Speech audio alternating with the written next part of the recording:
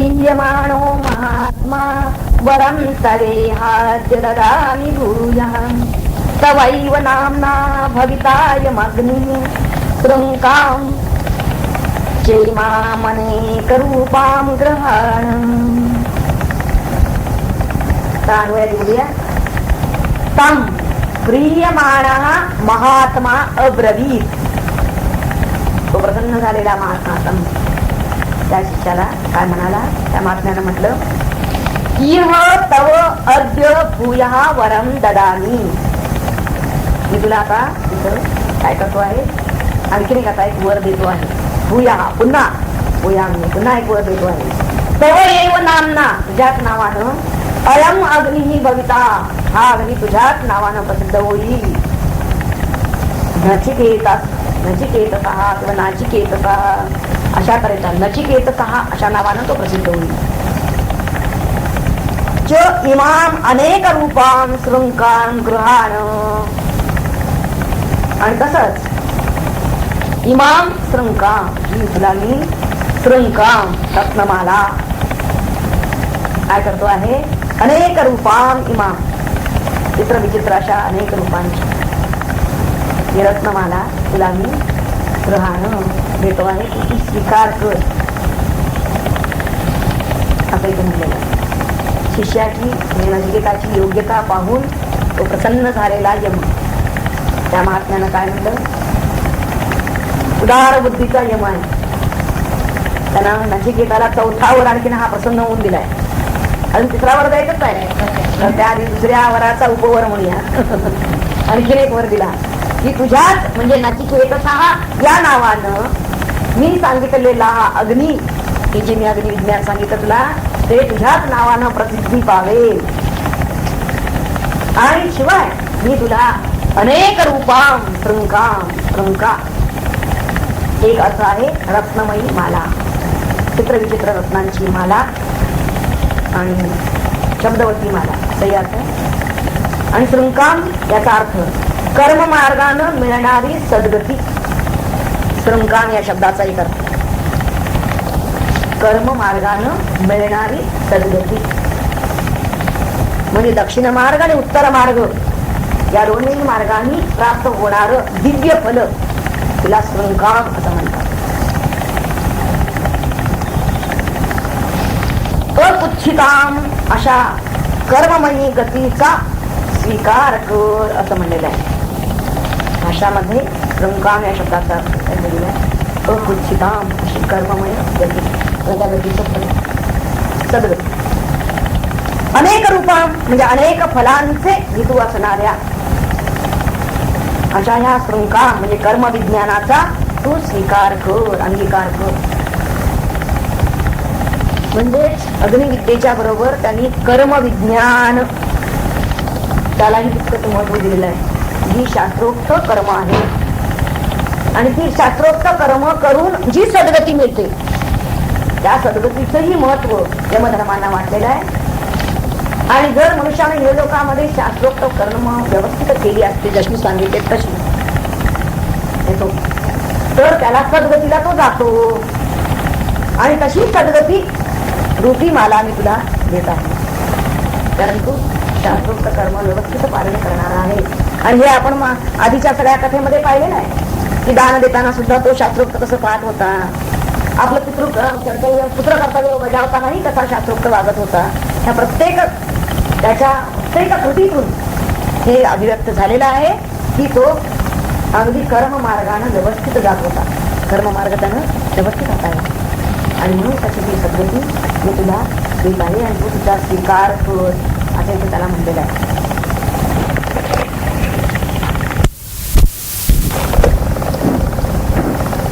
त्रिनाचिकेत त्रिभिरेत्य संज्ञम्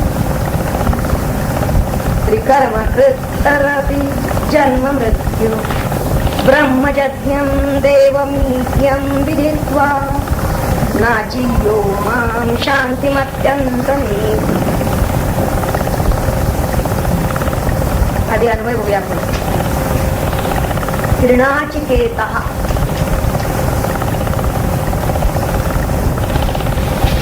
स्त्रीभिः संधिम एत्य स्त्रीकर्माकृत जन्म मृत्यूतरती ब्रह्मजज्ञम देवमीड्यम ईड्यम देवम असा देवमीड्यमचा ईड्यम देवम विदित्वा निश्चाय इमाम शांतिम अत्यंतम शांतिम येति. शब्दशास्त्र बघूया. ऋणाचिकेतः तिघांनी एकत्र येऊन या ऋणाचिकेताची म्हणजे या अग्नीची, त्या अग्नीला नाव दिलं ऋणाचिकेता. स्त्रीही संधीम एत्य तिघांनी एकत्र येऊन या ऋणाचिकेताची योजना केलेली आहे असं म्हणून योजना केली. आणि हा कसा आहे? स्त्री कर्म करणारा जन्म मृत्यू तरती, जन्म मृत्यू तरुण जातो, जन्म मृत्यूच्या पलीकडे जातो. आता या अग्नीची स्तुती केलेली आहे. तो कसा आहे? ब्रह्मजज्ञम ईड्यम देवम विदित्वा. हा ब्रह्मजज्ञम सर्वज्ञ. नंतर ब्रह्म ईड्यम देवम देवांच्या स्तुतीला विदित्वा जाणून तो शास्त्रता जाणून. आणि मग त्यानंतर निश्चाय म्हणजेच आत्मत्वानं पाहून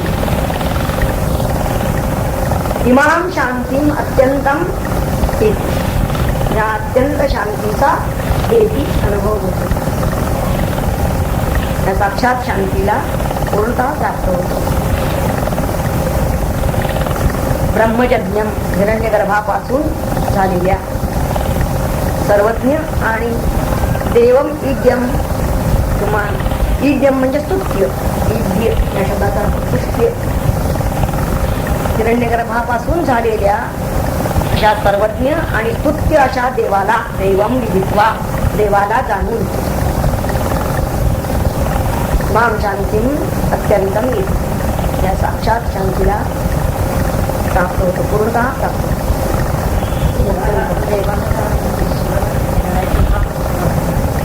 देवाला स्तुत्य देवाला जाणून ज्याची आपण स्तुती करतो हिरण्यगर्भापासून झालेल्या अशा. आता या मंत्रामध्ये मुख्यत्वे आधीच्या मंत्रामध्ये कर्मस्तुती आलेली आहे आणि नंतर मग देवस्तुती असते. तेव्हा आधीचा जो कर्मस्तुतीचा भाग आहे तो जरा आपल्याला पाहूया. त्यातला तृणाचिकेतः तिघांनी केलेला नाचिकेत म्हणजे अग्नी. तिघांनी केलेला एकत्र येऊन. स्त्रीही संधीम एत्य तिघांनी एकत्र. संधी म्हणजे एकत्र येऊन एकत्र येऊन. आता हे तिघे कोण हे माहीत पाहिजे आपण. आणि ते स्पष्टीकरण आपल्याला करण्यासाठी तर फक्त तिघांचं एवढं उल्लेख केलं मूळ मंत्रामध्ये. हे तिघे कोण याचं स्पष्टीकरण आपल्याला शांतर भाषेत येतं. इथे हे तिघे कोण हे त्यांनी सांगितलेलं आहे की माता पिता आणि आचार्य. आचार्य म्हणजे गुरु. माता पिता आणि गुरु हे तिघे आणि यांच्या योगानं प्राप्त झालेलं ज्ञान असा एक अर्थ. आणि दुसरं तिघे म्हणजे कोण? वेद आणि श्रुती, नंतर स्मृती आणि शिष्ट. शिष्ट म्हणजे जे सज्जन विद्वान आहे त्यांच्यापासून मिळालेलं ज्ञान. श्रुती स्मृती आणि शिष्ट म्हणजे विद्वान पंडित त्या लोकांच्यापासून मिळालेलं ज्ञान. श्रुतींनी सांगितलेलं त्याला आगमाचं म्हणजे स्मृतींनी सांगितलेलं अनुमान ज्ञान आणि शिष्टांनी सांगितलेलं हे प्रत्यक्ष ज्ञान आहे. त्याचा अनुभव वाटत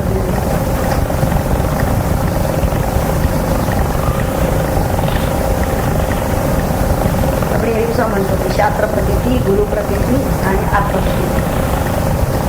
तेव्हा या तिघांच्या एकत्रीकरणानं म्हणजे एकजीवीकरणानं झालेली मिळालेली विद्या, तयार झालेली विद्या ही अग्निविद्या, तिला त्रिणाचिकेत असं म्हटलं.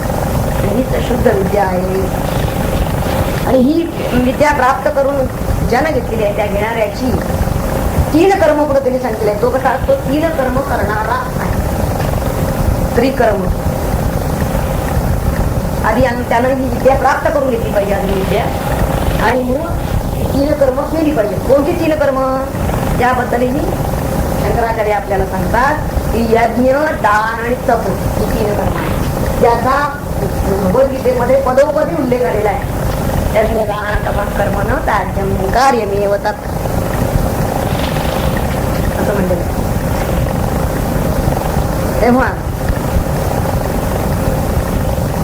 शंकराचार्यांनी त्याबद्दल स्पष्टीकरण असं केलेलं आहे. यज्ञ म्हणजेच यज्ञ, नंतर अध्ययन आणि मग दान. या त्रिकर्माच्या योगे तो काय होतो? जन्म मृत्यू तरुण जातो. तसंच पुढे त्यांनी म्हणलेलं आहे ब्रह्मजज्ञ म्हणजेच सर्वज्ञ. ब्रह्मज, ब्रह्म म्हणजे हिरण्यगर्भ असा इथं अर्थ द्यायचा आहे. आणि ब्रह्मज म्हणजे हिरण्यगर्भज. म्हणून हिरण्यगर्भज त्याला जाणणारा म्हणजे ज्ञ म्हणजे जाणणारा तो ब्रह्मजज्ञ असा केलेला आहे. म्हणजे थोडक्यात त्यांना सांगायचंय सर्वज्ञ. ब्रह्मजज्ञ म्हणजे सर्वज्ञ. आणखीन काय सांगितलंय पुढे? देवा देवमीद्यम. त्या ब्रह्मजज्ञाचे म्हणजे सर्वज्ञाचे देवमीद्यम म्हणजे ज्ञानादी गुण स्तुती शास्त्रतः जाणून. देव, देव म्हणजे काय अर्थ आहे? प्रकाशमान. प्रकाश, कोणता प्रकाश आहे हा? ज्ञान प्रकाश. म्हणून देव म्हणजे ज्ञानादी गुणवान असा तो आहे, त्याच्याजवळ ज्ञान आहे. आणि इद्यम म्हणजे स्तुत्य. निचाय्य शब्द आलेला आहे. निचाय्य म्हणजे आत्मत्वानं त्याला पाहून जाणून काय प्राप्त होतं त्याला? इमान शांती अत्यंतम एकी. त्याला साक्षात परिपूर्ण शांती प्राप्त होते. म्हणजे थोडक्यात ज्ञान कर्म यांचा समुच्चय व्हायला पाहिजे. त्रिकर्म सांगितली त्यांनी यज्ञदान कर्म, आणि आधीच्या याच्यामध्ये त्रिणाचिकेत अग्निविद्या सांगितली. ह्या दोहोंचाही ज्ञानाचा आणि कर्माचा समुच्चय दोहोंचं एकत्रीकरण व्हायला पाहिजे, एकजीवीकरण व्हायला पाहिजे. आणि हे जर झालं तर मग त्याला हे विराट पद, विराट पद सांगितलं ते त्याला तो मिळेल. अत्यंतम शांती अत्यंत शांती जी आहे, साक्षात शांती, परिपूर्ण शांती ही प्राप्त होईल. पण ती प्राप्त होण्यासाठी त्याला ज्ञान आणि कर्म या दोहोंचाही समन्वय साधता आला पाहिजे. तसं ईशावास्यामध्ये अविद्येया मृत्युंतीर्त्वा विद्येया अमृतम मश्नते मश्नते असं म्हणलेलं होतं. तसाच भावार्थ ज्याही मंत्रात आलेला आहे. त्यानं त्रिकर्म करून, परंतु ही जी ऋणाचिकेत ही अग्निविद्या आहे ती त्यानं त्या तिघांना एकत्र करून, तिघांनी एकत्र येऊन करायची. आणि तिघे कोण याचं स्पष्टीकरण दिलं. आणि त्यानं माता, मग पिता, मातेकडून ज्ञान तो केव्हा घेतो? मातेकडून जे ज्ञान घेत असतो ते उपनयनाच्या आधी सगळं आईच त्याला शिकवत असतो. कसं बोलायचं, कसं घालायचं. उपनयन झाल्यानंतर तिच्याकडून ज्ञान मिळतं आणि मग नंतर गुरुच्या. अशा तऱ्हेनं माता, पिता आणि गुरु अशा तिघांच्याकडून. म्हणजे त्यांनी या नाचिकेता अग्नी असं सांगितलेलं आहे. त्याचं 3 वेळा अनुष्ठान सांगितलेलं आहे. त्या अग्नीची उपासना आणि त्यानुसार जे अनुष्ठान किंवा अध्ययन केलेलं आहे ते या 3 स्थानी माता, पिता आणि गुरु. म्हणजे त्याची मातृशुद्धी, पितृशुद्धी आणि आचार्य शुद्धी झालेली आहे. आणि अशी ज्याची झालेली आहे त्यालाच विद्येचा उपदेश करावा. श्रुती, स्मृती आणि शिष्ट म्हणजे आगम, अनुमान आणि प्रत्यक्ष या 3 प्रमाणांनी वास्तविक धर्माचं आणि विद्येचं यथार्थ ज्ञान होत असतं. आपल्याला यथार्थ ज्ञान हवं असेल तर वेद प्रमाण म्हणले पाहिजे. स्मृतीमध्ये सांगितलेलं आहे त्या स्मृतीही त्यांचंही अध्ययन करायला पाहिजे. आणि शिवाय शिष्टसंमत काय आहे शिष्ट म्हणजेच जे शास्त्र जाणणारे विद्वान आहे. तर यांनी प्रत्यक्ष आपल्या अनुभवातून जी प्रमेय मांडलेली आहे ती काय आहे हे पाहून या तिन्हींचं आपण यथार्थ ज्ञान करून घेतलं पाहिजे. आणि त्यासाठी ते म्हणतात की त्रिकर्मकृत असं पाहिजे. म्हणजे कसं की यज्ञही त्यानं केला पाहिजे, अध्ययनही करायला पाहिजे वेदाध्ययनही, आणि शिवाय तपही केलं, दानही केलं पाहिजे. अध्ययनामध्ये तप आलं आणि दानही करायला पाहिजे. ही 3 कर्म त्यानं यथाशास्त्र केली पाहिजे. आणि असं यथाशास्त्र करणारा जो पुरुष असेल, आधी त्यानं काय केलेलं आहे ही अग्निविद्या जाणून घेतलेली आहे. म्हणजे वेद, श्रुती, स्मृती आणि शिष्टसंमत ज्ञान जाणून घेतलेलं आहे. किंवा माता, पिता आणि गुरु यांच्याकडून ज्ञान करून घेतलेलं आहे. आणि हे घेतल्यानंतर प्रत्यक्ष जेव्हा करायचा प्रश्न येतो त्यांना त्यावेळी त्यानं यज्ञदान तप यथा शास्त्र आचरलेलं आहे ते सोडलेलं. असा जो कोणी असेल थोडक्यात या क्रममार्गाने जाणारा तो जन्म मृत्यूचं अतिक्रमण करतो. आता यापुढे त्यांनी अग्नीची स्तुती केली आहे. ही आधी कर्माची स्तुती झाली, क्रममार्गाची स्तुती झाली. आता अग्नीची स्तुती केली आहे पुढे. तो अग्नी कसा तर ब्रह्मयज्ञम, तो ब्रह्मयज्ञ हिरण्यगर्भापासून झालेला म्हणून सर्व ज्ञानादी गुणांनी प्रकाशित असलेला देव. आणि इज्यम म्हणजे सर्वांनी ज्याची स्तुती केलेली आहे असा सर्व पूज्य. आणि अशा अग्नीचं अनुष्ठान आणि त्याची उपासना जो कोणी करतो त्याला परमशांती मिळते. म्हणजेच हिरण्य गर्भ या पदाची प्राप्ती ही ज्ञान आणि मग कर्म या दोन्हीच्या समन्वित अनुष्ठानानं होणार आहे. आधी ज्ञान करून घेणं आणि नंतर तसं प्रत्यक्षात ज्ञान कर्मात उतरणं. हे दोन्ही जेव्हा होईल तेव्हा त्याला हिरण्यगर्भा पदाची प्राप्ती होईल. आणि यासाठी म्हणून त्याला अग्निचयनासाठी इष्टिका सांगितली आहे त्या 720 आहेत. कारण सायंकाळी आणि प्रातःकाळी दैनंदिन जो कोणी अग्निहोत्र करत असतो त्याला सुद्धा होमाला संबंध वर्षभरामध्ये 720 इष्टिका लागतात. ही संख्या 720 आहे. तेव्हा या इष्टिका स्थानीय असं जे हो ते हो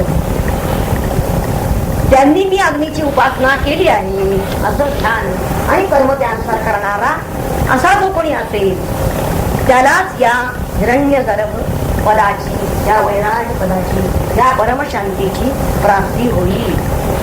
हे त्याचं फल आहे. हा ज्ञान कर्म समुच्चय करणार, आधी ज्ञान करून घेणारा आणि नंतर त्यानुसार कर्म करणार. थोडक्यात काय काय ज्ञान करून घ्यायचं, आधी पित्या मात्रा करून घेतलं, मग पित्या करून घेतलं, त्याकडून त्याला गायत्री मंत्र मिळालेला आहे. नंतर आचार्यांच्याकडून त्याच्या उदाहरण. आता हीच स्थानं त्यांनी पुन्हा वेगळ्या तऱ्हेने आणखीन सांगितली. 3 अग्नी 3 ठिकाणी स्थापन होतो, तसं ही अग्निविद्या आणखीन 3 ठिकाणी सांगितली. श्रुती, स्मृती आणि शिष्टसंमत. जे स्वतः जे असे काही सत्पुरुष आहेत की ज्यांनी प्रत्यक्ष अनुभवानं हे ज्ञान करून घेतलेलं आहे त्यांचं मत काय आहे, श्रुतींनी काय सांगितलेलं आहे आणि स्मृतींनी काय सांगितलेलं आहे, अशा 3ही तऱ्हेचं अवलोकन त्यांना करून घ्यायला पाहिजे, जाणून घ्यायला पाहिजे. हे ज्ञान त्यांना करून घ्यायला पाहिजे. आणि असा जो कोणी करून घेतो त्यानं हे करून घेतल्यानंतर त्यानुसार अनुष्ठान करायला पाहिजे. नुसतं ज्ञान करून घ्यायचं नाही, मग त्यानुसार अनुष्ठान करायचं. तर तेही त्रिकर्म सांगितलं. ही त्रिकर्म कोणती? यज्ञ, त्यानुसार यज्ञ करायचा, अध्ययन आणि दान, पितृकर्म म्हणजे यज्ञ दानाचा होतो त्याला म्हणलं जातं की जी शास्त्रवत आहे अशी शास्त्रीय 3 कर्म करणारा जो असेल तोच या क्रम मार्गाने गेला. याला क्रम मार्ग क्रमाक्रमाने म्हणजे जन्मल्यापासून त्याने ज्ञानाने प्राप्त करून घेतलेला आणि त्यानुसार प्रत्यक्ष आचरत गेला. अशा क्रममार्गाने जो जाईल तो या हिरण्यगर्भ पदाला प्राप्त होईल, ब्रह्मलोकाला जाईल. या जन्म मृत्यूला करून जाईल.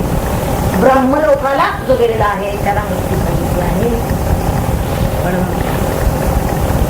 हा जो ब्रह्मलोकापर्यंत आहे, ब्रह्मलोकाला सुद्धा महाप्रलयामध्ये ब्रह्मलोक सुद्धा याचाही नाश सांगितलेला आहे. त्यामुळे ही जी अग्निविद्या आहे जी या नचिकेताना माहिती आहे विद्यावर आली तर ही काही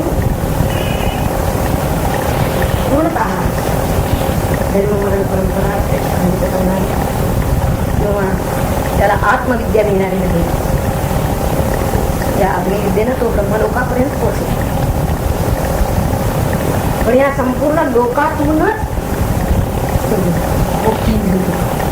सर्व ह्या सर्व लोकांच्या अतीत होणं, चतुर्दश लोक सांगितलेले आहेत त्या सर्व लोकांच्या अतीत होणं. तिसऱ्या वरानं ती विद्या मागणार आहे. पण त्यापूर्वी जे आपल्याला मंत्र येतात म्हणजे 18वा मंत्र जो आपल्याला येतोय आता 17वा मंत्र आपण पाहिला आणि आता 18व्या मंत्रामध्ये तोच भाग येतोय पुन्हा विनाची गीताचा. हे काय तो मिळवतो त्यातून खोलच पुन्हा त्यांनी सांगितलेलं आहे. त्यामध्ये अधिकच स्पष्टीकरण केलेलं आहे. मंत्रात आहे त्रिनाचिकेतत्रयमेतद्विदित्वा एवं विद्वान् चिनुते नचिकेतं समृत्युपाशान् पुरतः प्रणोद्य शोकातिगो मोदते स्वर्गलोके. स्वर्गलोकी असंच म्हणतात. आधी अन्वय पाहूया.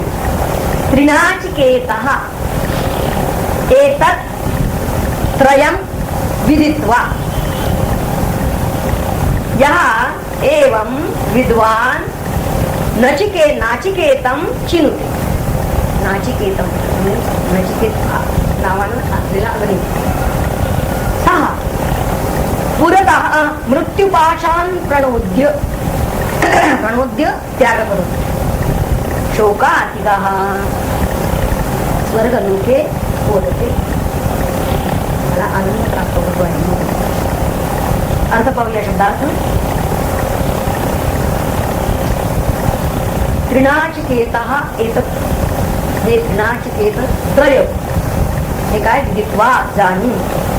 एतत् त्रयं त्रिनाचिकेतः विदित्वा हे 3 अग्नी जे आहे किंवा ते त्रय म्हणजे एकत्रित सांगितलेलं आहे. मागच्या सांगितलंय त्रयम संदीप म्हणून सांगितलेलं आहे की ते एकत्र जाणायचे आहे. आणि हे जाणून ही अग्निविद्या जाणून जो विद्वान जो विद्वान त्या अग्नीचा चिनुते संचय करतो म्हणजे ही अग्निविद्या आत्मसात करतो. चिनुते खरं म्हणजे चिन्मते म्हणजे निवड करणे वेचणे ही चिनवती म्हणजे वेचणे असा आहे. तिथं आत्मसात करणे अशा ती पाहिजे. ती वेचतो म्हणजे संचय करतो त्याचा ती आत्मसात करून येतो. 6 तो मृत्युपाशान पुरत आहे. तो मृत्युपाशाच्या पलीकडे जाऊन शोकातिगो दुःख रहित मृत्युपाशान प्रणोद्य म्हणलेले आहे. मृत्युपाशांचा त्याग करून आता मृत्युपाश कोणते आहेत हे पाहायला पाहिजे. त्या मृत्युपाशांच्या पलीकडे जाऊन तो शोकातिगः म्हणजे दुःखरहित होतो आणि स्वर्गलोके मोदते स्वर्गलोकामध्ये आनंद पावतो. स्वर्गलोक याला इथं तरी वैराग्य पावतो आनंद पावतो. तर हा जो 18वा मंत्र आलेला आहे या 18व्या मंत्रामध्ये अग्नि उपासना आणि शयनया यांचं जे फल आहे त्या फलाचा उपसंहार म्हणजे थोडक्यात मागच्या याच्यामध्ये फल सांगितलं पुन्हा याच्यामध्ये आणखी फलच असतात. आणि आणि संपूर्ण हे जे प्रकरण आतापर्यंत आलेलं आहे अग्निविद्येत, त्या अग्निविद्येचा उपसंहार या खंडानं केलेला आहे. या मंत्रामध्ये तो उपसंहार होतो. त्रिनाचिकेता हा असा जो कोणी विद्वान पुरुष मुख्यत्वे अग्निचयनासाठी म्हणलं असं की ज्या इष्टिका म्हणजे विटा त्यांची जी संख्या 720 सांगितली, त्यांचे मंत्र, त्या विटांचे सुद्धा मंत्र आहेत. ते यज्ञ करायचे तर ते मंत्रही माहीत पाहिजे.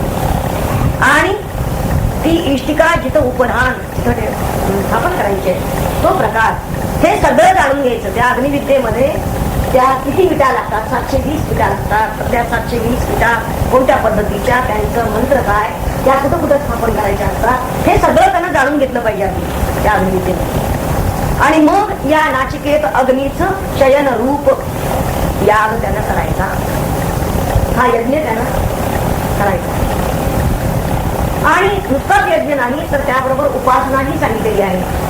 ही अग्नीची उपासना, तर ही उपासना काही अग्निहोत्रही करतात, ही उपासना आहे अग्नीची. तर अशी उपासना करणारे म्हणजे अग्नी यागही करणारे आणि उपासनाही करणारे जे पुरुष कोणी असतील ते पुरुष मृत्युपाशाच्या अतीत. मृत्युपाश म्हणजे काय?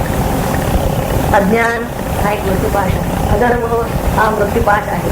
आपले राग द्वेष, राग म्हणजे आसक्ती आणि त्याच्या विरुद्धच कारण आवड निवड नावड, एखादी गोष्ट हवं नको वाटली, असं एक पाश.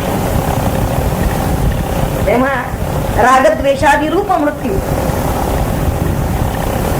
त्या प्रत्येक क्षणाला याचा कशाचा तरी तो त्याग करतो आणि काहीतरी स्वीकार करतो, असं जे सतत त्याच्या चित्तानं होतो आहे. तर याला सुद्धा त्यांनी मृत्यू म्हणलेला आहे. आणि अशा मृत्यूचा पाश आणि तो पाश त्याचा त्याग करायचा, त्या पाशाचा म्हणजे रागद्वेष सोडायचे. आणि केव्हा तर शरीर पात होण्याच्या आधी, देह पडण्याच्या आधी सोडायचा आहे. अधर्म, अज्ञान आणि रागद्वेष. मृत्युपाश कोणते सांगितले? अधर्म, अज्ञान आणि रागद्वेष, हे तीन मृत्युपाश सांगितलेले आहे. आणि हे त्यानं आपला देह पडण्याच्या आधी सोडायचे, त्यांचा त्याग करायचा आहे. आणि मग तो काय होईल? शोकातिग होईल. सगळ्या अखिल दुःखांचा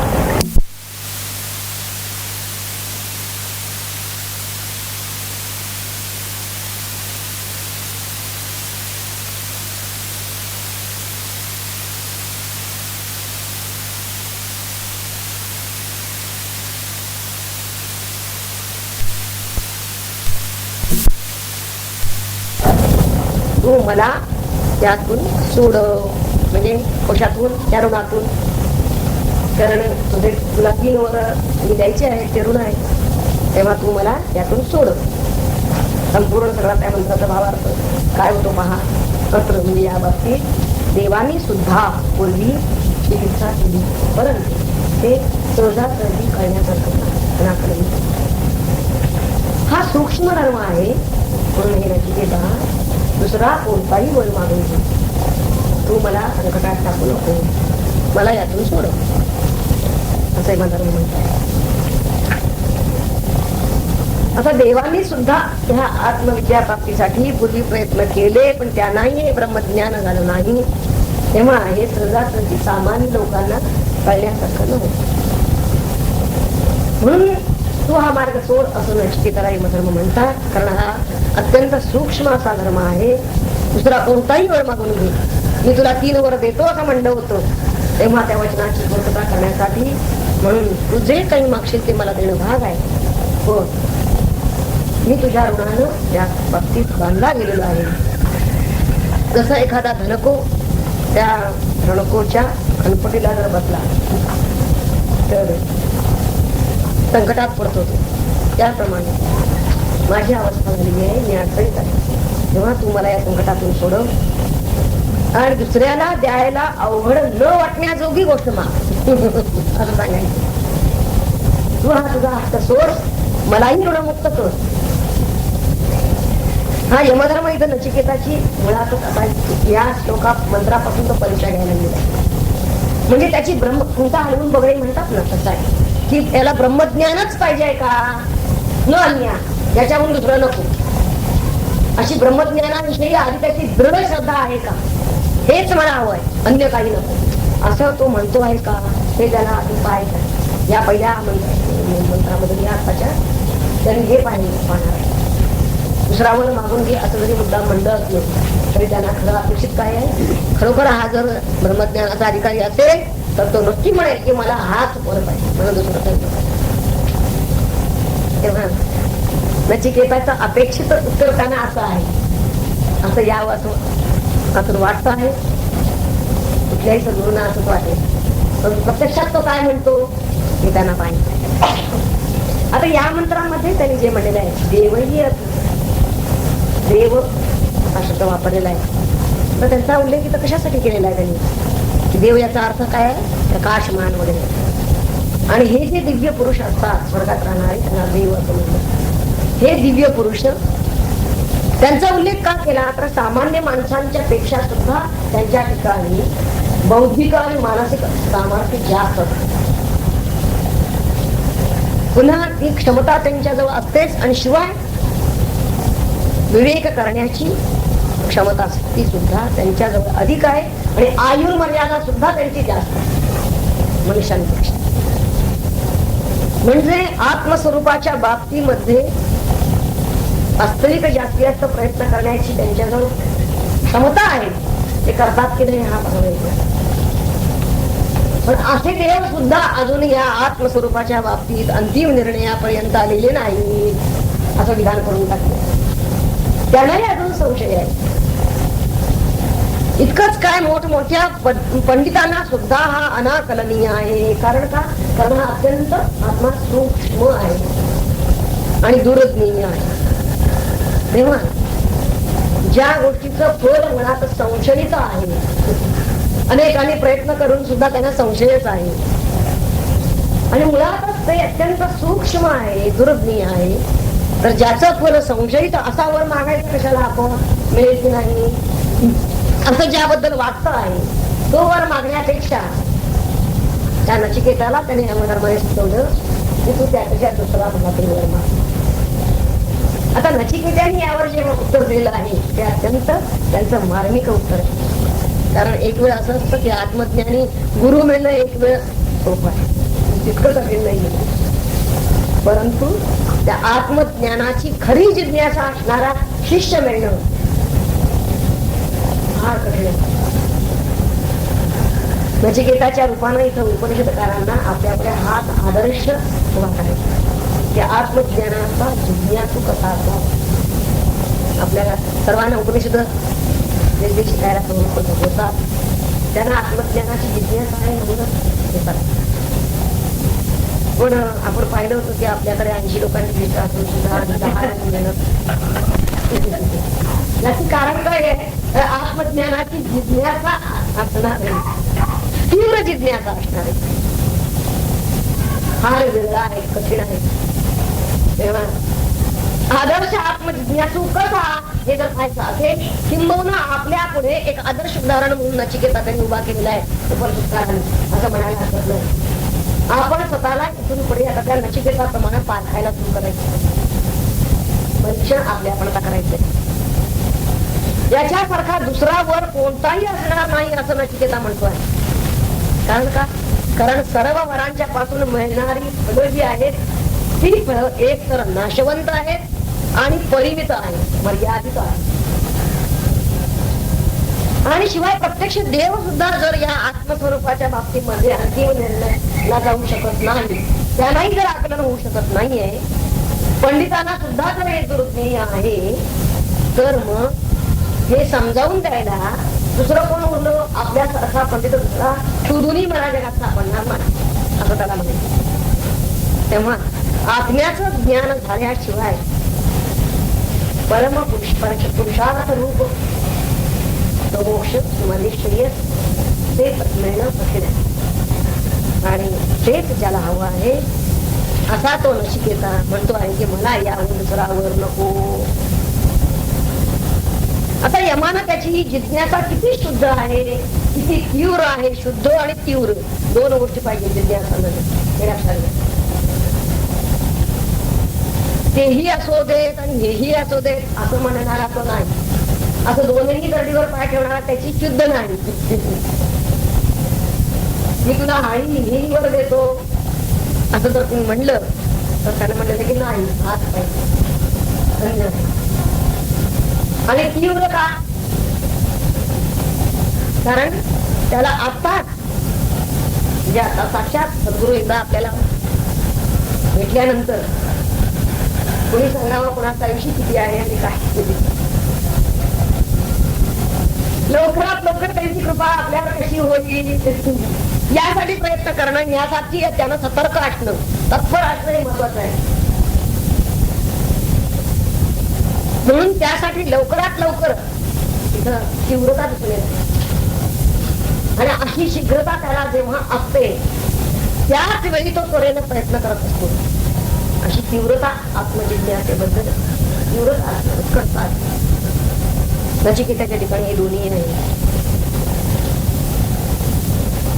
कितीही भोग वस्तूंचं आमिष त्याला दाखवलं तरी सुद्धा तो बदलेला नाहीये.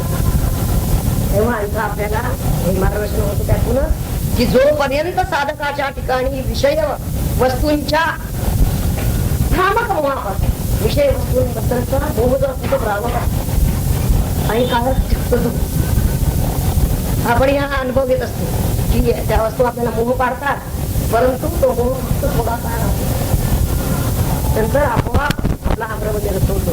तर या भ्रामक मोहापासून आपण मुक्त व्हायला पाहिजे. आणि ही मुक्त होण्याची जाण जोपर्यंत आपल्याला आलेली नसते तोपर्यंत आपण सत्य तत्वाचा, शाश्वत खऱ्या तत्वापर्यंत किंवा त्या विश्वापर्यंत त्या सत्य तत्वाशी आपण चिकटून राहणं, त्यालाच आसक्त होणं हे शक्यच नाही. असं होण्याची आशाच नाही असतो. थोडक्यात सांगायचं आहे की जोपर्यंत आपण एक तर विषयासक्त असू, नाहीतर एक तर त्या शाश्वत तत्वाशी आत्मासक्त असू. आत्मरती तर आहे, नाहीतर विषयांती तर नेमकं तो काय आहे. नचिकेताचा आत्मविद्येबद्दलचा अधिकार काय आहे हे पाहण्यासाठी जिमाने त्याला हे विविध भोग वस्तूंची मोठी आहे, विविध भोग वस्तूंची त्याला दाखवलेली, त्या आमिष दाखवलेलं आहे. आपण आता प्रत्यक्ष ते मंत्र वाचणार आहोत. त्यातून काय काय आमिष दाखवलं.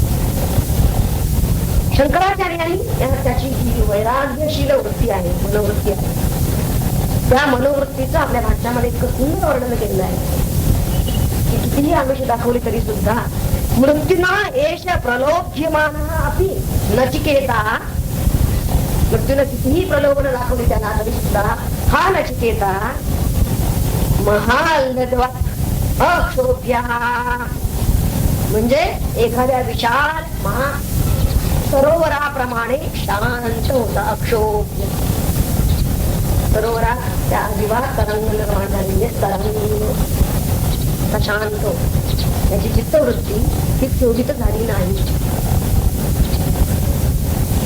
या जगातील कोणताही भोग हा शाश्वत सुख देऊ शकत नाही अशी त्याची पक्की खात्री होती.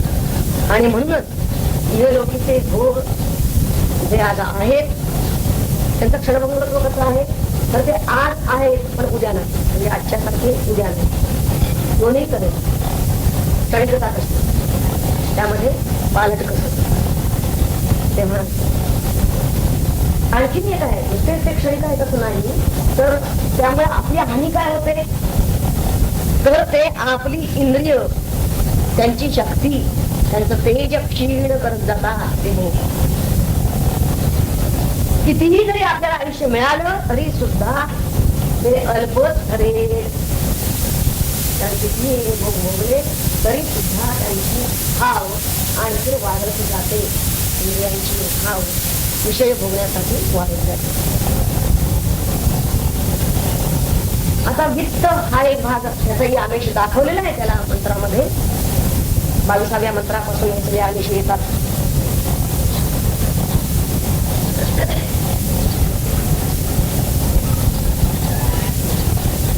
23वा महिना 23व्या मिनिटापासून. तर वित्त हा एक भाग आलेला आहे. पण वित्ताना सुद्धा जो म्हणतो की मनुष्याची हावच वाटते, तृप्ती कधी होत नाही, कितीही मिळालं तरी त्याला तरी. आणि एकदा सुख क्षणिक आहे.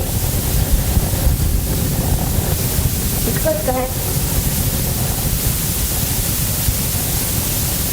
तर ती आपल्याला हानिकारक आहे हे कळलं की मग तो त्यापासून आपोआप बाजूला होतो. नचिकेताच्या बाबतीत तेच घडलेलं आहे की त्याचं मुलाचे कसंच येते हे पाहण्याच्या पूर्वी काय का आम्ही तिकडे दाखवली गेली ही आधी आपल्याला पाहणं लागेल. मंत्र 22वा पाहूया आधी आपण. त्यामध्ये प्रत्येक ठिकाणी नचिकेतानंच म्हणलेलं आहे की मला याच्यापेक्षा दुसरा वर नको आले. देवैरत्रापि विचिकित्सितं किल त्वं च मृत्यो यन्न सुज्ञेयमास्त वक्ता चास्य त्वादृक् अन्यो न लभ्यो नान्यो वरतुल्य एतस्य कश्चित्. तो म्हणतोय की अत्र देवैः अपि विचिकित्सितं किल. या विषयी त्या बाबतीत पूर्वी देवांनी सुद्धा खरोखर संशय घेतला, खूप चिकित्सा केली. च मृत्यो त्वं यत् सुज्ञेयं न आर्थ. आणि हे मृत्यू तू जे सुज्ञेय आहे असे म्हणत नाही, ते सुज्ञेय आहे म्हणजे ते चटकन कळेल आम्हाला असं काही तू म्हणत नाही. म्हणजे ते दुर्ज्ञेय आहे, ते आपलं आपल्या बुद्धीनं कळणारं नाही, कुणाकडून तरी समजावून घ्यायला पाहिजे. तेव्हा अस्य वक्ता स्वादृक अन्या न लभ्या. तेव्हा या धर्माचा तुझ्यासारखा वक्ता दुसरा वक्ता मिळणे शक्य नाही म्हणून तूच मला सांग. एतस्य तुल्या अन्य कश्चित वरः न. म्हणून या वराच्या बरोबरीचा तुल्यबल असा दुसरा कोणताही वर नाही. लगेच उत्तर मला त्याला लगेच मिळतात. एका उद्देशानं यमधर्माने नचिकेताला एखाद्या मंत्रात हे सांगितलं खरं की देवा नसताय, अनाकलनीय आहे, दुर्ज्ञेय आहे, सूक्ष्म आहे वगैरे. पण नचिकेतानं हा त्यांचा दावा त्यांच्यावरच उलटवला कसा हे या 22व्या मंत्रात कळतो. देवांनी प्रयत्न करून सुद्धा जर ब्रह्मज्ञान त्यांना अनाकलनीय राहिलेलं आहे, तसंच जे सहज कळण्यासारखं नाहीये आणि ते असं जर आहे तर मग तुम्हीच मला ते सांगा, कारण तुमच्या योग्यतेचा वक्ता मला तरी दुसरा कोणी दिसत नाही. आणि हा वर मी श्रेय प्राप्तीच्या हेतून मी मागत आहे, मी श्रेय म्हणून मी मागतो आहे. तेव्हा याच्या योग्यतेचा दुसरा कोणताही वर असणं शक्य नाही. तुल्यबलाचा दुसरा न अन्य कश्चित वर. आत्मविद्याच ही श्रेष्ठ आहे आणि इतर दुसऱ्या काही जरी तुम्ही मला तिसऱ्या वरानं दिलं तरी सुद्धा ते मी मागितलेल्या या वराच्या तुलनेनं उणच ठरेल. तेव्हा असं का? कारण केवळ आत्मविद्येचं फलच तेवढं एक नित्य आहे. दुसऱ्या कोणत्याही वरानं मिळणारं फल हे अनित्य असणार आहे आणि मला तर शाश्वत फलाची अपेक्षा आहे. तेव्हा मला हाच वर दे. आता पुढच्या मंत्रापासून मात्र त्यांनी प्रलोभन दाखवायला सुरू. मंत्र 23वा. गतायुषः पुत्र पौत्रान् वृणीष्व बहुन् पशून् अस्ति हिरण्यमश्वान् भूमेर्महदायतनं वृणीष्व स्वयं च जीव शरदो यावदिच्छति. एका मनामध्ये काय काय दिलं पाहते. ते म्हणतात 100 वर्ष जगणारे पुत्र पौत्र माग, अगदी पुष्कळ पशु म्हणजे गाई किंवा हत्ती घोडे, इतकंच काय हिरण्यम म्हणजे सोनं, भूमे मदायतनम पृथ्वीवर विशाल साम्राज्य माग. यावर इच्छसी स्वयं तुला जेवढा वाटेल किती वर्ष जीव शरदो जगण्याचं स्वतःच जीवित मान कसं सांगितलं त्याचा अन्वय आणि पाहूया पुन्हा. शतांशा पुत्र पौत्रान वृणेश्व 100 वर्षापर्यंत जगणारे बहुन पशून हस्ती अश्वान हिरण्यम भूमे मत आयतनम इतकं सगळं वृणेश्व. आणि काय स्वयं यावत इच्छसी तावत तावत अंत्या शरद जीव. ती वर्ष तुला जगायचं असेल ती वर्ष जगण्यात काय आयुष्य भागून या वराच्या योग्यतेचा अन्य कोणताही वर मला नको. तेव्हा हात वर द्या असं जेव्हा नचिकेता अगदी ठामपणे म्हणायला लागला त्यावेळी मात्र यमधर्माने त्याचा निश्चय जरा ढळतोय का थोडा तो विचलित होतोय का हे पाहावं म्हणून त्याला आता कळून म्हणून लागताना सुरुवात. 100 वर्षी जगणारे पुत्र पौत्र किंवा पुष्कळ त्या काही पशुधन हे श्रेष्ठ धन मानलं जातं. अगदी घोडे गाई कोणी जमीन साम्राज्य वाढेल तितकं वर्ष जगण्या इतकं आयुष्य अशी सगळी प्रलोभन दाखवून सुद्धा आता तो काय म्हणतो आहे हे 24व्या मंत्रात आपल्याला पाहिजे. इथं भूमे महद आयतनम त्याच्या आलेला आहे. भूमे विद्या महद आयतनम महद म्हणजे विस्तीर्ण आयतनम म्हणजे आश्रय मंडलम म्हणजे साम्राज्य आयतनम म्हणजे साम्राज्य. आणि शरद जीव शरद म्हणजे वर्षे या अर्थी शरद हा शब्द आलेला आहे. आणि जीव म्हणजे समग्र इंद्रिय कला म्हणजे शरीर शरीर सगळं असून सुद्धा जर आपण अल्पायुष असू तर मग काय असू म्हणून हे शेवटचं आयुष दीर्घायुष्याचं काही दाखवलेलं आहे. आता यावर उत्तर त्याला काय दिलंय अजून 24व्या मंत्रामध्ये यमधर्म सांगता येतो का अजून त्यांची मालिका संपलेली नाही आहे प्रलोभनाने. एतत्तुल्यं यदि मन्यसे वरं वृणेष्वभीष्टं चिरजीविकाञ्च महाभूमो नचिकेतस्त्वमेधि कामानां त्वा कामभाजं करोति. याच्यासारखा दुसरा जर वर काही मागशील एतत् तुल्यम वरम यदि मन्यसे तर वित्तम चिरजीविकांच वृणेश म्हणजे मी तुला संपत्ती आणि दीर्घायुष्य देतो. हे नचिकेता त्वं महाभूमो येधी इतकंच काय तुला मी विशाल भूमीचा राजा करतो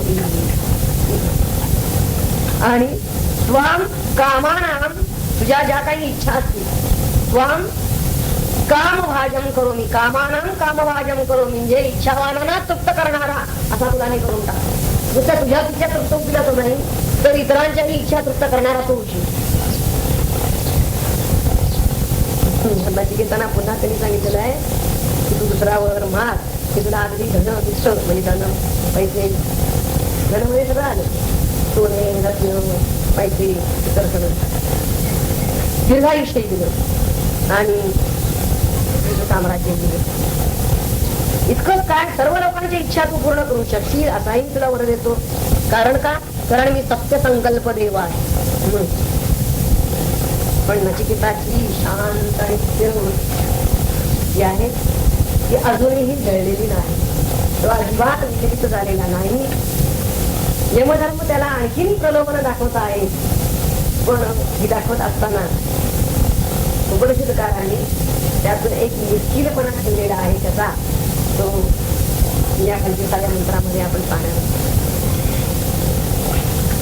हे मंत्र आपण एवढ्यासाठी अभ्यासाची आहे की अशी प्रलोभन जर आपल्याही जीवनात अशी काही जण आपल्याला प्रलोभन दाखवतात तर अशा प्रलोभनाच्या वेळी आपण सावध व्हावं.